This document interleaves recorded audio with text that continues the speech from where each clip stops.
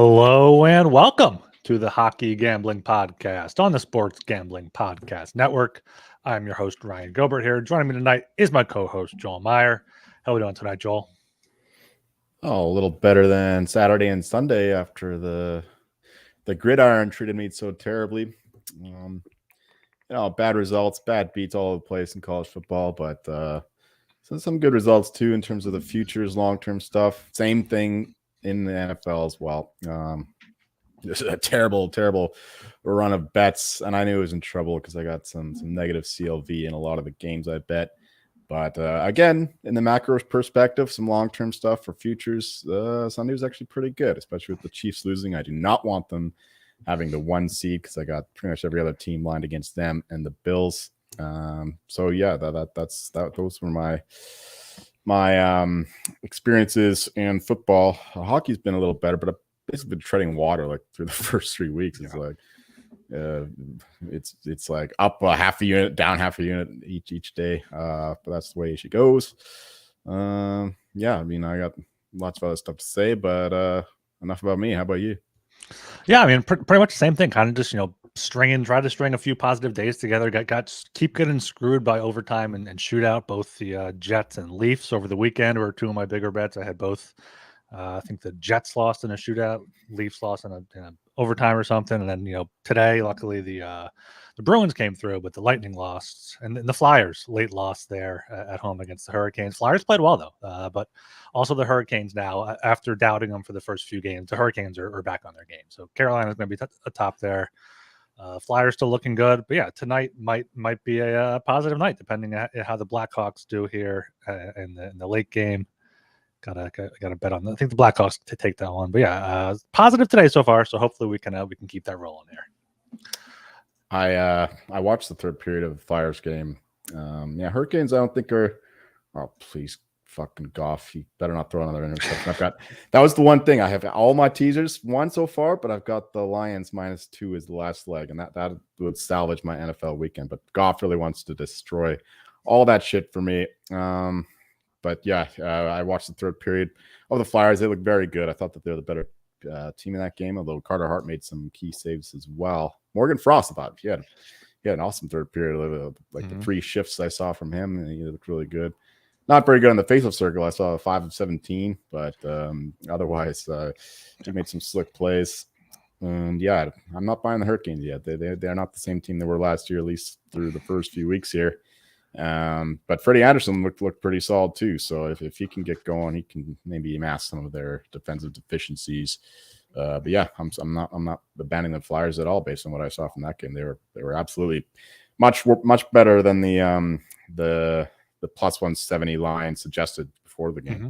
Yeah, I mean, I will say the Hurricanes pretty much dominated the first period, at least the first part of the game. But it felt like the Flyers kind of figured out what they were doing, kind of got used to it. So you can kind of see how on one hand maybe they grind down a team over a 7-game series, but also if they're going against another good team or another solid coach, they can kind of coach around it. So maybe that's one of the Hurricanes' downfalls. And yeah, there's really no one on their team. You're like, oh no, this guy's on the ice, he might score. Like with the Wild, they have Kaprizov. Like with the Ducks, they have Zegras and guys. I mean, Aho and Svechnikov, I guess are decent, but yeah, it's the Hurricanes. It's just constant pressure, constant pucks on the net, and the Flyers are out there looking like the Hurricanes light version. Just getting pucks in deep.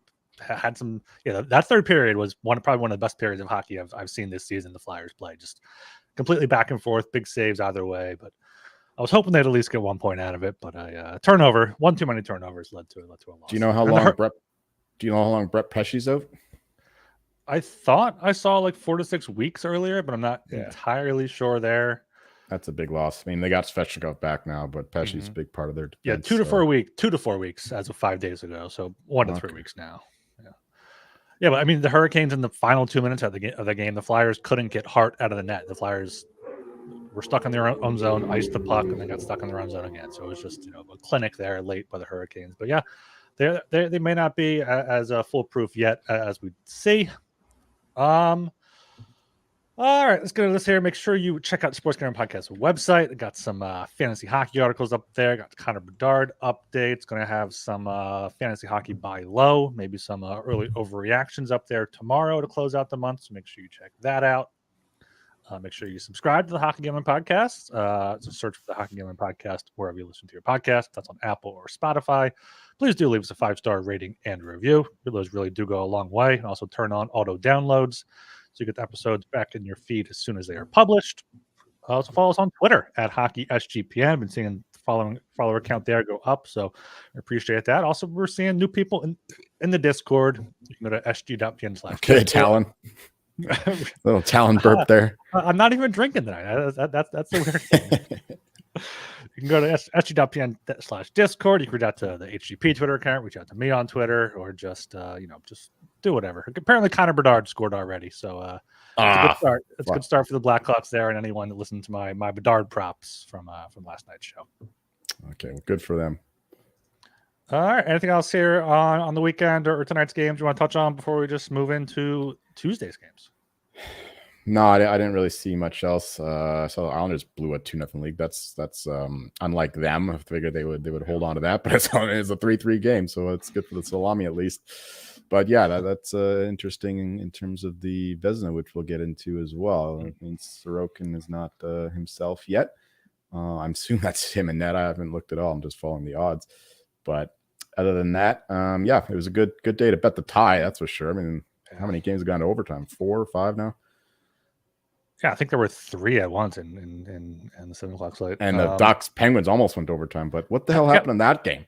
Penguins I saw that the Penguins had a 5-on-3, and then I saw that the odds went off the board. I'm like, oh, fuck, the Pens scored. And then I looked, Ducks scored. How the hell that happened?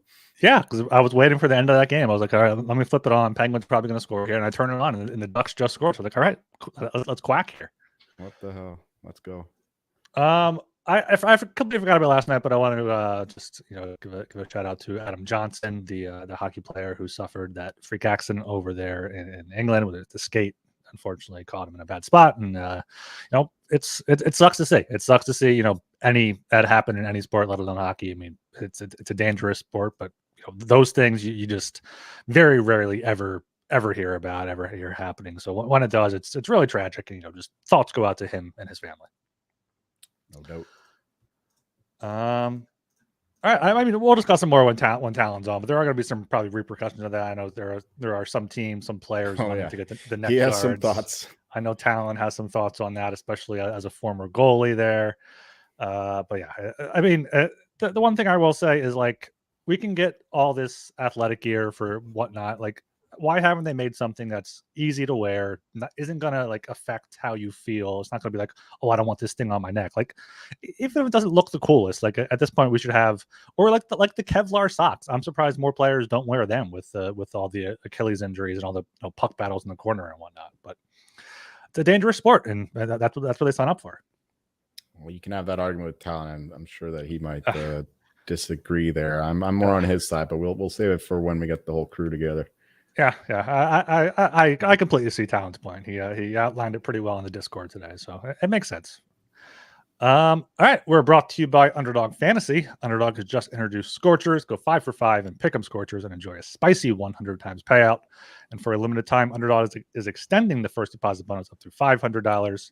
$100,000 Sundays continue on Underdog Fantasy. 10 lucky players will win $10,000 each. So watch along, make your picks, and maybe make a little cash over on Underdog's mobile app or website, underdogfantasy.com. And when you sign up with the promo code SGPN, Underdog will double your first deposit of up to $500. That's Underdog Fantasy, promo code SGPN. And the MMA Gambling Podcast just launched their YouTube channel. In honor, we're giving away an MMA Gambling Podcast hoodie to one lucky winner. Head over to sportsgamblingpodcast.com/MMA hoodie to submit your entry today, and make sure to subscribe to the MMA Gambling Podcast on YouTube. All right, after the big Frozen Frenzy last week, we just got a 2-game slate here on Tuesday. You ready to get into this 2-game Tuesday night Halloween slate here, Joel? Yes, sir.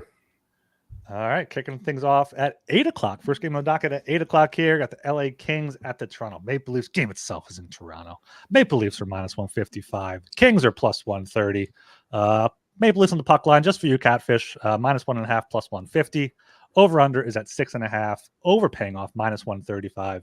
Under +115. I'll take this one here since the Canucks are another game. I think the Kings are too big of underdogs here at plus 130. They've been one of the better teams in the league this season in terms of expected goals for percentage. They're just behind the Oilers up there at 56.5%. Now, the Maple Leafs have been doing better, but right there, 14th, 50.11%. Both teams, coming off 2 days off. Last played Saturday. Kings, had a back-to-back there. They lost at home to Vegas. Toronto lost down there in Nashville. So I think this is going to be a battle. I think the Kings have what it takes, get after the Maple Leafs. But I mean, it's hard to bet against the Great Wall of Toronto right now. Joseph Wall is going to be back in net for the Maple Leafs on Tuesday night there.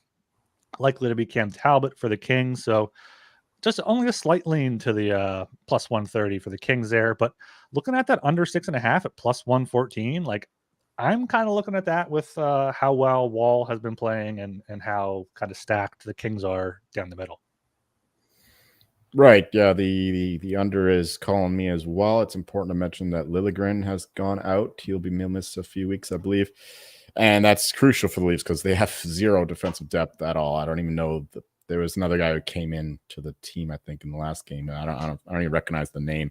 That's how thin they are on defense. Plus, they have fucking Giordano playing 20 plus minutes again.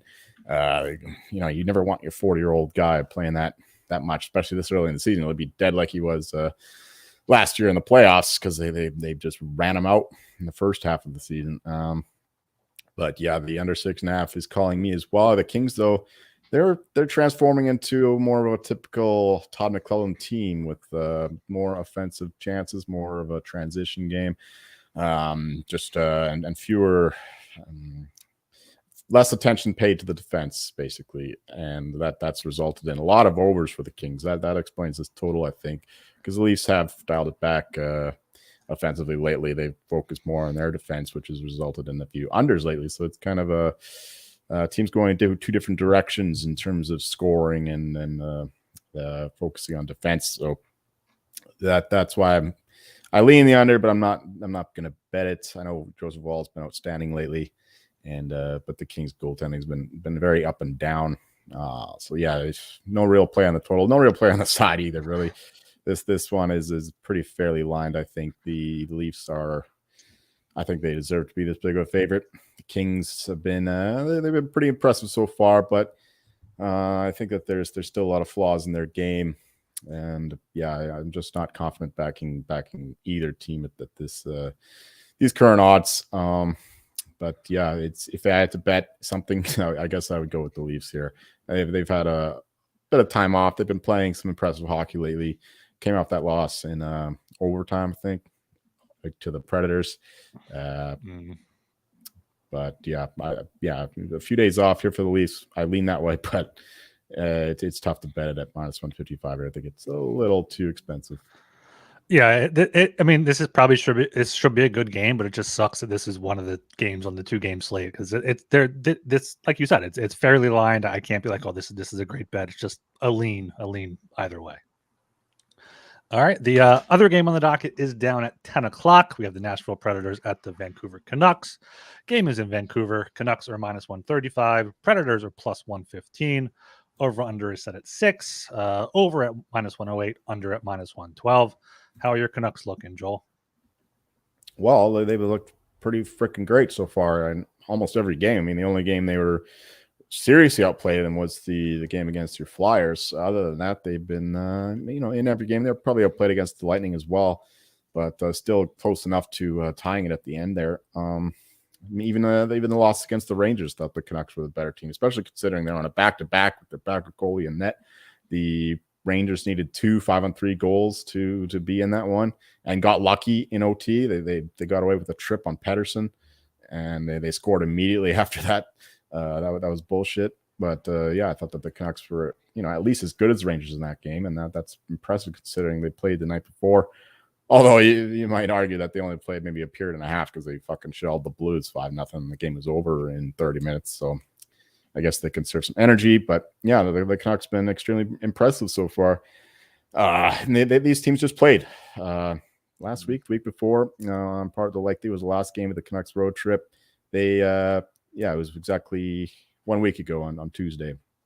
And the Canucks were the better team in that one. They bodied the Preds. Preds, though, altogether, they've been one of the more impressive teams. Their XG numbers are one of the best in the league somehow, and they haven't played the easiest schedule either. And that's without Roman Josi playing up to his level. He hasn't been great. It's more of these young guys coming up big. And they just beat the Leafs. So the Preds are a tough team as well. But at the end of the day, I'm going to go here with the Canucks at home, minus 135. They've just been the more consistent team, I think, the more impressive team through the first few weeks here. So give me the Canucks on the side.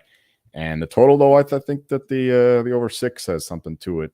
Saros hasn't been quite himself yet. I mean, he's been good, but not Vezina good yet. And the Canucks Stemco, I'd argue he's been Vezina good, but it's still a team with a lot of flaws defensively and a team that likes to get forward. And with a lot of goal-scoring talent on the team, I think there'll be goals. And the Preds, of course, they are playing a little bit more up-tempo, offensive style of hockey under Andrew Burnett. So lean to the over 6 as well. Yeah, I lean to the under here, lean the other way on the total. I think, Saros, these are both, I think right now, Vezina candidates. So the Demko, potential long shot, definitely. Saros is better than what he's played. But so I would lean the under 6 at minus 112. Just been a few straight under games here for Nashville, 4 in a row, including a push. They've just been an under team in 5 of their 8 games this season. So I like the under here, but I do like the Canucks only at minus 135. You go back to what you said, like before the season, if you saw this line, I guess you probably would have expected to be similar to this, but the Canucks are playing better. They've been more impressive thus far. They are at home. Predators are only 1-2 on the road. So I'm going to have to go with the Canucks here at minus 135. And just a slight lean to the under on the total there. All right, that's a big 2-game slate for Tuesday, but we got more in store here for you guys. Joel, you want to go over some of these player reward updates here? We're now almost a month into the season. Any market moving? Any guys you like? Any guys you wish you got in on? What you got for us? I certainly do, but before we get into it, do you have a book with Jack Adams Awards currently up? Is it FanDuel right now? I can check FanDuel, yes. I will check as well. You can do that. Let's start with the Vezina, I guess, since we were just talking about it. I don't think that the favorites should be. Actually, it's a pretty tightly booked market here with Sorokin favored. Saros, though, I don't think that he should be in the mix. There's plus 700. I don't think the Preds are good enough for them to warrant him being there. I don't think that he'll get enough wins. He's had a solid start. I mean, the team has had a solid start, but I don't know if they can consistently maintain winning hockey. I hope they do. I got some overs on them, make the playoffs and all that.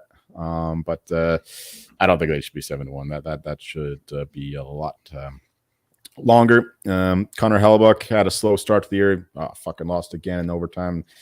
That sucks for the Jets there, but he's been playing a little better. I didn't see how he did today, but yeah, he's been growing into the season after signing that new contract. So he's still live because the Jets, I think, are better than the Predators and will win some more games. Shesterkin, I don't know. He definitely has the talent, obviously, but he hasn't had the it's not the Igor of 2 years ago, that's for sure. So I think that's still a little bit too short. Going down the list here, Jake Ottinger, though, I think that this guy should be the favorite. He's at plus 850 on DraftKings.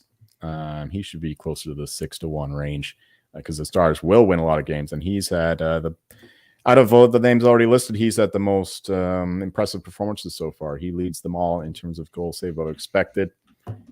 So I think that maybe it's a little too short now, maybe, but I think that price will only get shorter. So if you want Jake Ottinger plus 850, Linus Allmark, never a fucking chance. 14-1, get the fuck out of here. He's not winning. Alexander Georgiev, though, 18-1. He's had a tough couple games there behind, but the Avs haven't helped him out at all. Really lousy performances against the Pens and the Sabres. But at 18-1, I think that's all right. He's played every fucking game so far for the Avs. We don't trust our backup at all, and that's what you want in your Vezina candidate, the guy you want to back for the award. So yeah, Georgiev I still think has value there at 18-1. Same with Demko, 20-1. These are guys I bet before the season, so their prices come down a little bit, but I still like them at these prices because Demko just got another shutout on Friday against the Blues. And then he's been right behind Ottinger in terms of goals saved above expected. Very, very good bet there, I think, at 20-1. Going down the list, Gustafsson for the Wild. I guess they have the defense, but it hasn't shown it lately. Like they've been involved in a lot of over games. They're not playing great defensively, and he hasn't been elite either. Jeremy Swayman, I think he has slightly more of a chance than Allmark, but no. Freddie Anderson just came back. He missed some time. He was good today, but like I said, the Canes aren't playing the same level of defense that they were last year, so we can write him off. Jacob Markstrom, 30-1. Flames have got to get their shit together for that to happen, but he is let's check the evolving hockey here.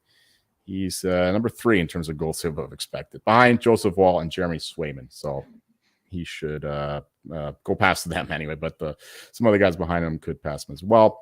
Jacob Markstrom has value, but I have to believe that the Flames turn around, which I'm no longer confident that they are going to do. So, yeah, beyond them, it gets slim pickings. I mean, Aiden Hill, I looked last time, he was like 15-20-1. Now he's at 40-1. I don't know. I guess he had a bad game against the who was it? They got shelled by the Blackhawks, I think. Yeah, but still, I think that Aiden Hill might have a little bit of value there. 40-1. He's been pretty good otherwise, and the Knights are looking like the best team in the West so far. So yeah, Aiden Hill 40-1 is decent. Yeah, I have him at big numbers before the season. Shout out to Gorgane, the Italian guy in the Discord. Yeah, he recommended him at 80-1. Pounced on that. Plus, I found it 125-1. So let's go, Band-Aid and Hill. Carter Hart, 50-1. He looked really good today. Yeah. This is interesting. Like Joseph Woll is 60-1 here, but he's fallen like dramatically at some of the books that I look at. And I guess that's because there's the people that are betting my books are Canadian largely. And half of them are Leafs fans, and then they just don't want to get shelled with this liability on Joseph fucking Woll. But he's not winning the Vezina, I can tell you that. You know why? Because he's eligible for the Calder. They're not going to give the Vezina to the guy who wins the Calder. They're just giving him the fucking Calder, but that's not going to happen either because he's a goalie, and there's no. They could though in the year of Bedard. I mean, if they give Bedard the Calder and Woll, if Woll plays well enough to win the Vezina, I don't see why not. I will eat my shorts. I mean, 60-1's not bad. 60-1's not bad. I was looking at him like Hart 50-1. I think you have to be the number one for your team based on how person's playing. He's got no pedigree. He hasn't played more than 13 games. I don't know how he's eligible for the Calder. Didn't he play like 10 plus games last year? I guess he's on the award, so I guess not. But I mean, we're trusting the books here, but yeah, he doesn't have a big enough sample size. And he hasn't proven that he can do it consistently. Like he fell apart towards the end of his Leafs season last year. He wasn't that great. Samsonov took the job back, no problem. Yeah, it's never Joseph Woll. But the reason I brought that up is because it's one more instance of how these books move, or these markets rather move on a few bets. Like that they in a game like where they take major money, you pay attention to line moves because it could mean an injury, it could mean a different starting goalie, or it could mean sharp bettors sharpening the lines. But in terms of these dumb markets, I don't care that the guy goes down from 60-1 to 20-1, not necessarily anyway. And certainly in the case of Joseph Woll at some of the Canadian books or books bet into by Canadians, I don't buy that move at all, and I will definitely be fading Joseph Woll if he keeps moving up the board. He's not beating the likes of Sorokin, Shesterkin, Saros, Hellebuck, Jake Ottinger, all these guys that I mentioned. Like, you need somebody to be on a good team and put up good numbers, and I think that that's the case for Georgiev and Demko. Maybe Markstrom if the Flames ever get their shit together. Aiden Hill for sure, and Carter Hart, of course, 50-1 there is actually a pretty good number there. But no, never Joseph Woll. Don't listen to Talon. I mean, yeah, those are the three I have written down. Jake Ottinger at 9-1. There's been a lot of talk about him over the past two playoffs. This is going to be a Vezina quality performance, Vezina quality goaltender. Finished 5th last year. He's going to be the number one. He is the number one in Dallas. Dallas should be a pretty good team. So like you said, that should come down. Gorgiev at 18-1 on DraftKings. Yeah, it's a good reminder. It's a team award. The Avs are going to win a lot of games. The voters do look at wins. We saw that last year with Allmark versus Sorokin. So that's a good price there, I think. And then Demko 35-1. His numbers have been great.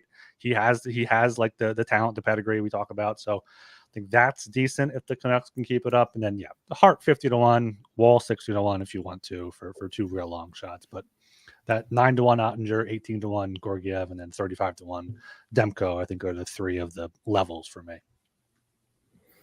Right. So moving along to the Jack Adams. Yeah, I do have the Jack Adams available here on FanDuel. Yeah, I found it. Right. Stupidly, Rod Brind'Amour still the favorite. He's never going to win. So that creates value on a lot of the other guys. So you can keep betting them without worrying about putting too much into this market because you're just getting value, just fading the favorite. The only one I agree with in terms of the price coming seriously down, like there's a few other guys whose price have dropped for some dumb reason, but the only one I agree with is Derek Lalonde. Red Wings win again today, unfortunately, against the Islanders.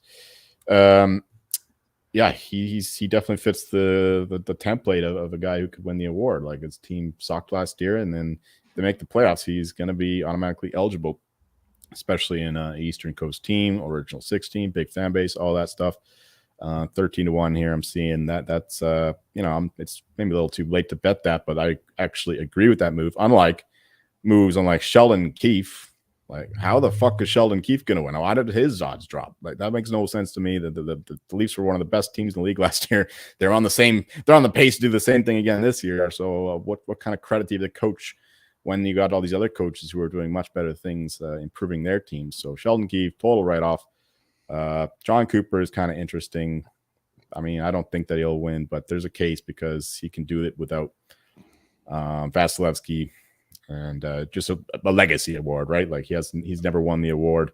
So maybe they just look at all his years of winning hockey games and winning cups and they just give it to him. But I think that if that happens, there can't be a real improvement coach, right? Like Derek Lalonde can't be good. Like the Red Wings can't be great. The Canucks can't be great. The Sands can't be great, miss the playoffs again. The Sabres miss the playoffs again. All these things have to happen, I think, for John Cooper to win the award.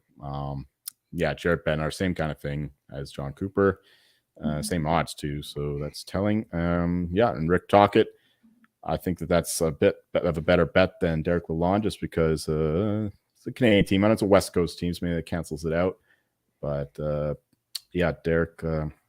He's got friends in the media too, Rick Tocchet. That's true. He is very beloved. He's like Bruce Boudreau in a way, who ironically he replaced. And Rick Tocchet, I think the Canucks are a better team than the Red Wings. I think that they'll have a better chance of making the playoffs too in a weaker conference than the Red Wings, who are in a war with the Bruins, the Leafs, the Lightning, the Sens, the Sabres, and then all the Metro teams as well. And the Canucks only have to really beat the Kraken and the Flames, and they're pretty much in, I think. And they're on pace to do that, of course. Oh, yeah, like DJ Smith, like down to 20-1. I know I was looking at the first coach we fired. I saw that market pop today. That was a very interesting. I almost bet Mike Sullivan at plus 750 because it's a new regime in Pittsburgh. There's no real loyalty that he owes the coach who won them cups and all that. And the Pens are underperforming. So I don't know if he might be on the hot seat. I think that he's more on the hot seat than Craig Berube, who is the favorite to get fired. But I think that there's more of a loyalty between him and Doug Armstrong. And there's more of an expectation that the Blues will be bad. So I think that there'll be some loyalty to the Chief. Plus, it's hard to go into the Chief's office and tell them you're fired. So it'd have to be by envelope or something like that. So interesting bet there. It's very small limits, of course. But if that pops again, I'm betting Mike Sullivan to be fired at the same price. And DJ Smith, like I mentioned, he's one of those improvement coaches. 20-1, I like that quite a bit. The Sens just won again against the aforementioned Penguins. So, Don Granato, same price, same kind of logic. Andre Tourigny, 23-1. That's getting a little too short, although I do believe in the Coyotes somewhat. And then our guy, fucking John Tortorella at 47-1. Yeah.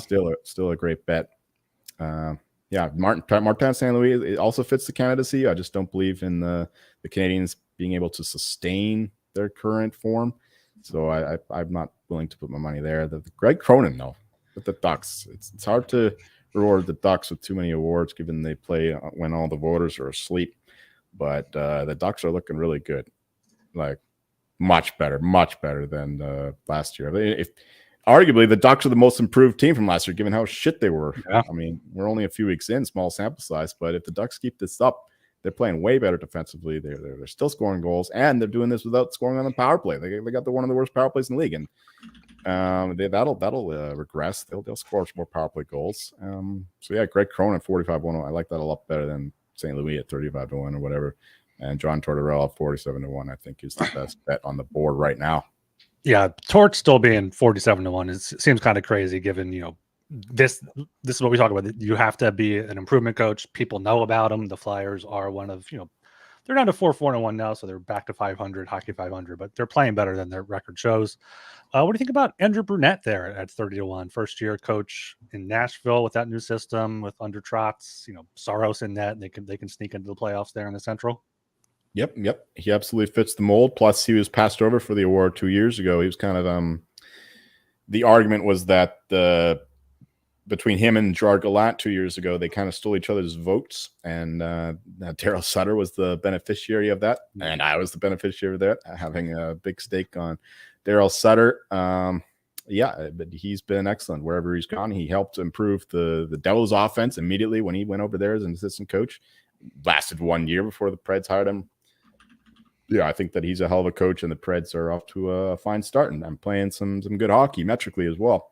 I don't know if they can sustain it. They don't have a lot of true talent, but they have a lot of upside with all their young guys coming up, and the fact that Roman Josi hasn't played up to his level just yet. So yeah, Andrew Brunette is another one in the mix. It's very simple. This award is very easy to beat. This mark is very easy to beat. You just fade the guys who are on teams that are good but are known to be good, and you'll make a profit in the end, even if you make like 10, 12, 20 bets, because you're betting them at such long odds that it's pretty hard to lose. Do you remember what Tocchet opened at? Because like 15-1 for him seems really good given where the Canucks are at. The Canucks are minus 160 to make the playoffs now, and I feel like if they make the playoffs in that division, there's a chance they're second and could threaten Vegas if Vegas slows down at all. For sure. No, he was I have him at 25 and 30-1. He was in the 20 to 31 range the whole time. So he hasn't dropped that far. He hasn't dropped far enough. Like, he should be one of the favorites. He should be where Rob Brindamore is. And Derek Lalonde is right where he should be. So yeah, Rick Tocchet, absolutely. If you want to go with one of the guys who've already moved, but yeah, I think that's a decent bet, because the Canucks are a totally different team this year, especially with we don't have to go too long about the Canucks, but the pairing, the Quinn Hughes Hronek pairing has been awesome, and that's just what the Canucks need. Somebody to go alongside Quinn Hughes to maximize his offensive potential. Yeah, I mean, if you hit one of these Jack Adams bets, that would be a Hall of Fame bet. And we're brought to you by Hall of Fame Bets. Win bigger by betting smarter this NFL season with Hall of Fame Bets, the sports betting and analytics platform for parlays, player props, and game lines. Research every NFL, NBA, MLB, and soccer bet with historical stats and data. Enter any parlay idea into Hall of Fame Bet's revolutionary parlay optimizer tool to hit rates broken down by leg, as well as an expected probability for the entire parlay. Sort all players by hit rate for any bet to learn which players are hot and which picks have value. Stop betting in the dark and join over 30,000 users researching with Hall of Fame Bets to craft more intelligent, data-driven parlays. Download the Hall of Fame Bets app or visit hofbets.com and use code SGPN to get 50% off your first month today. Start researching, start winning with Hall of Fame Bets. All right, which award we going to next here? We can first touch on the Norris. Don't have too much to say about this one. I'm just cheering on Quinn Hughes. Like, he's my guy. He keeps dropping the odds rightfully because he has been the best defenseman so far, especially in terms of his offensive production. I mean, Adam Fox has been good too, but he hasn't shortened in odds rightfully. Cale Makar has been excellent. He scored some points early on. He's been quiet, of course. The whole team's been quiet last 2 games. Not a fucking goal in 2 games for the Avs. So yeah, Quinn Hughes at 6-1. That's about right though right now. looking down the board, it's tough to see any of these guys winning. Like the cream of the crop here is you know, you're not going to beat these guys. Cale Makar, Adam Fox, Rasmus Dahlin, Quinn Hughes, maybe Josh Morris. He has a chance. He keeps it up 35-1. Beyond that, I don't really see anybody worth betting. I mean, Jake Sanderson, his odds are falling a little bit. 75-1 now. I took a little bit of him at 100-1. What the fuck? Do you think one of those Sens can win though? Because like Chikrin's up there, Sanderson's up there, Chabot's up there, but he's hurt now. Like, or is that so much of like a collective unit where they're not going to give credit to one guy? That's the thing. I never Chikrin at 35-1. That's for sure. Well, what did you see Chabot at? He's at no. I mean, Chabot's hurt now, so he's not going to get it. But like, would they? 151. Yeah, they can't give it to Sanderson and like the kid right away. No, probably not. I mean, he's not a rookie, but still, it's no. Yeah, a lot of times with these awards, you got to bear in mind like pedigree. Like these guys have to prove themselves as quality players first. Like just come out of nowhere, you gotta work your way. Like you gotta show yourself to be like significantly better than the guys who've proven it over seasons, like Makar, Fox, Hughes, Dahlin, Heiskanen. Even Heiskanen at 16-1 is maybe the most bettable of these numbers. But I think I read last week Friedman said that he might be his candidate right now. What do you think about Hedman there at 30-1? Hedman has 9 points in 8 games. You know, Lightning chugging along without Vasilevsky. Think he has a chance? Yeah, I could see it, but I'm not buying Lightning. Like they've been playing pretty shitty hockey. Like they've been bailed out by Jonas Johansson again and again. That's not gonna keep happening. Like their defense is terrible, and when you're, you know, if he keeps putting up crazy points, then okay. Like the Erik Karlsson thing, but he's not going to do that. He's too old for that. He's playing better than he was last year, but still, he's not legit a vintage Hedman, and he's going to get dinged for how poor they are defensively as a unit, kind of like the Senators, but in the reverse way. But yeah, no, I don't like that so much. One long shot I do like, maybe not at these 25-1 odds on DraftKings, but Evan Bouchard on FanDuel is at 45-1 still. I called him out before the year. He has 9 points in 8 games without McDavid for a few of them. The Oilers, aren't playing their best hockey yet. So, I mean, he had a great end of the year last year, great playoffs. So if he can keep that up for a full season, I mean, he's going to be up there in points. And, if McDavid gets hot, Bouchard is going to get hot right along with him on that power play. So I feel like that could be worth it if you want to look for a long shot at 45-1. But I do agree, it's Makar, Fox, Quinn, and Dahlin versus the field at this point. Like I feel like one of those 4 is definitely going to win it. The thing with Bouchard though is he just depends on these power play points, and if that's happening, then McDavid is getting all the points, Draisaitl is getting all the points. So, and then they'll get the heart probably, and that'll subtract. You can't give multiple awards to the Oilers, especially the way they played so far, and it looks like they're not going to win the division. Early days, of course, they could still do it up. Obviously, they have the talent. They were fucking miles better in the second half last season than they were in the first half. So it can happen again and all that. But Bouchard, he's been bad defensively. Of course, this is a market that of all these markets really, but they reward stats, counting numbers. Like these guys, these voters aren't watching the games. They just like, oh, this guy has this many stats, blah blah blah. So we're gonna bump him up.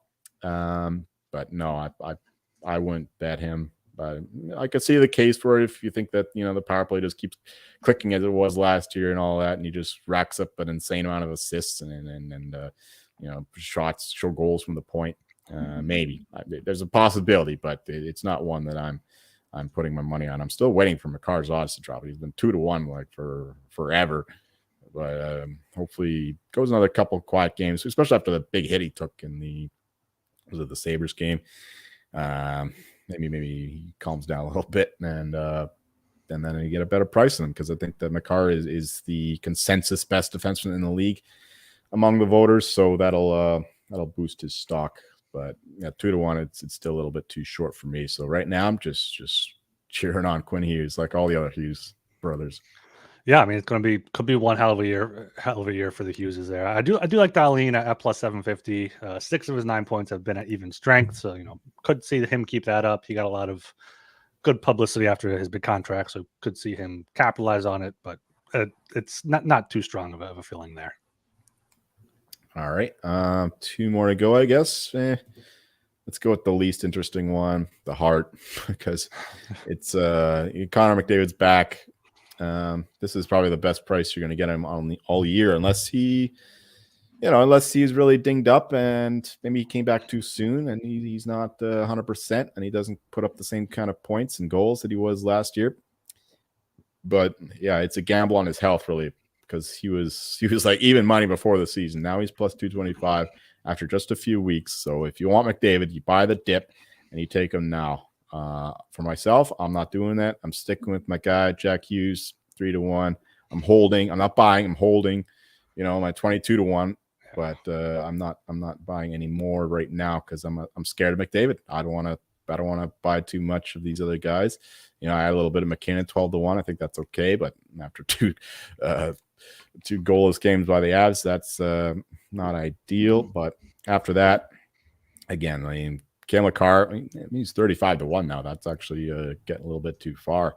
If you buy the Avs offense, and the Avs offense really runs through Makar and McKinnon, so if the Avs are going, those guys are going. So at 35-1, I much prefer Makar over anyone else right now. You mentioned Pettersson before the season. He's been elite. I just don't know if the Canucks are that good. He's got to be like significantly better than the other guys to win the award, because these awards typically go to the best teams because the voters want to reward the best teams. So they give them individual awards. After that, I don't think it's worth wasting your money. It's another top-heavy market.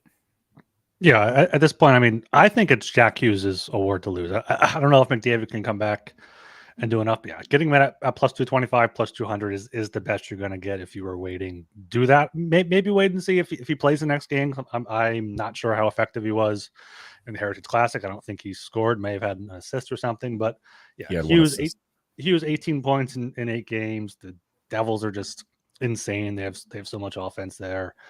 So I think Hughes at 4-1. You got him before the season 20-1 or better. I think 4-1, possibly a bit too low, but he just could keep going on this tear here. So I think it's his to lose. I don't mind Pasternak at 14-1. He's going to be the engine of the Bruins this season. He has 14 points, 8 goals in 9 games already. He's the key to their offense. Without Bergeron, if they end up being one of the best teams in the league, and he puts up 50, 60 goals, I could see him taking that. And Nikita Kucherov at 20-1. If you buy into the Lightning, he's had a decent start to this season, but I don't think he can keep it up enough. So it's pick a horse, pick McDavid or Hughes, and either do that or just pick like a mid-long shot, or just wait it out. It's a long season. You have to bet anything now. Just wait it out. That's my advice would be. Just maybe a little shot of McCarr, 35-1. Other than that, I think it's just better off just waiting it out, unless you really think the McDavid is 100%. And then you just realize this is more than 2 times better price than he was before the season, and then just go with that. Go with the best player in the league. Other than that, I got no advice for you. And finally, we'll go to unless you want to talk about Rock Richard. I don't know. It's not interesting. It's just pure stats. It's just who has the most goals. Yeah, it's not interesting at all. Good news. Luke Hughes has been steadily growing in ice time, playing the first power play unit and getting assists. He's got assists in a bunch of games in a row now, I think, and he's going back to his preseason price. So that's good to know. And yeah, Connor Bedard, plus 650 at DraftKings. Yeah, what does he have at FanDuel? He's 15-1 at FanDuel. No, I've seen more plus 700s than plus 1500s. So yeah, 15-1. That one there. Let's go 15-1. Absolutely, I recommend that. Beyond that, Joseph Wall, already mentioned my thoughts on him. Not a chance. Maybe he has a chance for the Calder, but very, very, very long one. Logan Cooley has been quiet lately. I don't know if he scored. I see that the Coyotes are up 3-1. Hopefully he did. But Logan Cooley is an interesting one. He's a flashy player. Like, you just watch him. He's got these slick moves. He's kind of like Matthias Maccelli on the same team. He can shift with the puck like so easily and then fluidly. I quite like to watch him play. No doubt that he won the Cody Baker, I think, or was it? Anyway, I don't know. I'm not sure. No, I need to watch more college hockey. But yeah, and Adam Fantilli, I think that he's still in it. I think he had an assist today, I think, against the Stars, which is good. He's been quietly getting better over the course of the year, but his odds keep dropping. I don't understand that. He's shown to be a vital part of the. Maybe it's because he plays with the Blue Jackets, who are absolutely terrible. But he's been putting up some points, so he's still in the mix, I think. After that, interesting, Pavel Mintyukov. He had another couple assists today for the Ducks. He's been a vital part of. Let's go Lions! Big time play. Mintyukov has been rising. He was like 80, 100 to 1 before the season. Now he's all the way down at 25 to 1. He's still 70 to 1 at FanDuel. If you're looking to bet on him, that's all right. Huge value there. Sounds like FanDuel is the place to go if you want a market or a book that moves slowly on these awards. Yeah, because yes, Mintyukov has been falling dramatically because of how well he's played and then the points that he's putting up, and the Ducks how well they've played. Like if they keep this up, then all of a sudden Mintyukov and Karlsson are absolutely live for this award. Speaking of Karlsson, he's played in 3 games in a row, which is very encouraging, thinking that he'd only play like 1 every 3 games like he was playing in the first little bit there, but he's played 3 in a row, so maybe they're not doing the load management thing quite as much as I might have feared. So that's good news. We were talking about Ridley Greig in the Discord. He's had a fantastic Calder campaign for the Senators, but I think that largely has to do with the absence of Shane Pinto, whom he has largely replaced. But once Pinto comes back, I think that he'll slow back down, and I don't think that he'll sustain his form. And really, when it comes to a guy like Connor Bedard, you want a guy with the pedigree, like at least the hype, the prospect value. That's why I like Luke Hughes, Logan Cooley, Adam Fantilli. These are guys like Leo Carlsson. These are guys that have been featured in all these, the prospect rankings forever. Everybody knows them. The voters know them. Whereas guys like Ridley Greig, I don't think that they have the awareness of the commoner.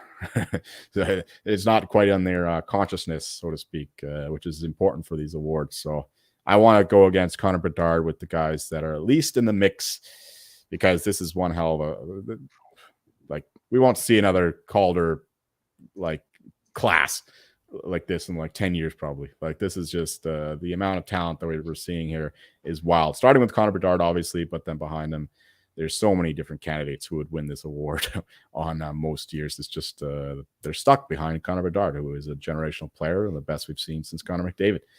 So that's what makes it tough. But that's the only I can only back guys who have that kind of pedigree against Connor Bedard. I don't want a fucking Ridley Greig. I don't want Bobby Brink. I don't want Bobby Brink. Come on. No offense to Bobby Brink. He's played well. His odds are falling dramatically as well. Matt Poitras. Yeah, what about Matt Courtois? I think he's one to keep an eye on in case he gets a top line role, but he's playing third line right now, so I think he's barely staying in the fucking league. Okay, they want to send him down, but he just keeps barely hanging on by scoring a goal here for once in a while. I guarantee he'll be sent down.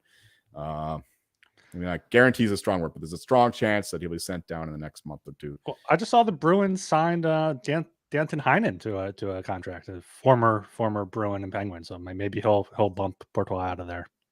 Yeah, or maybe it just spurs Poitras on to another level again and gives him motivation. Who knows? But he's not winning the award, guarantee it. Luke Hughes, Cooley, Fantilli, Karlsson, and Bedard. I think those are the only guys who can win. I had hopes for Matt Coronado. He had a strong start to the year, but like the rest of the Flames team, he's died down, and the Flames have turned into embers and into coals right now. So the Flames. No love for Wall at 30 to 1. No. Not a chance. Not a chance. There's no way a goalie's beating Connor Bedard. Yeah, that's the thing is you're going up against Bedard. And I feel like if you want to bet Bedard, bet his goal total somewhere. I think it was at 31.5 before tonight. He scored, so it's probably up to 32.5 because Bedard's going to have to score that many goals to win it. He's not just going to win it on name alone. There's too many guys, right on his back. Cooley, Hughes. I like Hughes, especially at 15 to 1 at FanDuel compared to 650, 700 elsewhere. He, like you said, he's playing more and more every night. He could eventually take over that top power play role. Yeah, he's a name. People know about the Hughes. So if Bedard gets hurt or if Bedard doesn't, live up to the hype quite enough, maybe Luke Hughes gets there at 15 to 1. That's a great number. He's fallen for a reason. I do believe in in the cause behind those moves at least. So yeah, at 15-1, I think that's the best price you'll see on him, or you've seen on him all since this market was put up. So that's a good time to buy Luke Hughes for sure. Yeah. All right, I think that was a pretty good run through of the player award. I think we did the first time in 2 or 3 weeks there, so good to revisit there. Any top bets right now you would recommend people to make? What if like one or two bets? Someone's like, all right, I got a $10 free bet. I want to put it on something. Tortorella, Jack Adams. Jack Adams. There we go. There we go. I love it. Yeah, I think that there's some stuff in the Vezina that's interesting, and Jake Ottinger, if you could find like what did you say? There was 9-1? 9-1 on FanDuel, yeah. Yeah, if you just want to back a guy that you know is going to be in the mix the whole season long, he's the one. He's the one to back, I think. If you want longer shots, I mentioned Georgiev, Demko, whatever. But if you just want one guy in the Vezina market, I think Ottinger is the one. Yeah, I agree with that. But bet on the Otter there. Indeed. All right. Anything else before we wrap this thing up? No, but the Lions are clearly the better team here. They just keep trying to fuck me. All right. Well, hopefully all three of us will be back sometime this week. Don't have a full slate until Thursday, but we got some other fun stuff planned for you guys. Make sure you subscribe to the Hockey Gambling Podcast where you listen to your podcast. That's on Apple. Please leave us a 5-star rating and review so I have something to read here. Also subscribe on Spotify, also on YouTube, live on YouTube. So youtube.com/@HockeyGamblingPodcast. Going to be getting one of those hoodie giveaways going soon, so make sure you keep an eye out for that. I'm sure we're going to talk all about it here on the podcast.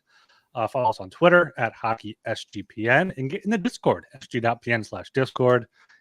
Great time in there. People's going in there. People saying this is the best channel on Discord because it clearly is. It's so much just fun conversation, good bets, intelligent bets, not just posting parlays that missed by one leg. So it's a good time in there. You can reach out to myself or the HDP Twitter account, or just go to sg.pn/Discord. All right. And I am Ryan Gilbert. You can follow me on Twitter @rgilbertsop. I'm Joel Mara, and by the end of the season, you'll probably find me an honorary member of the Hughes family, the way I've been supporting them this whole time. Joel Hughes. See ya.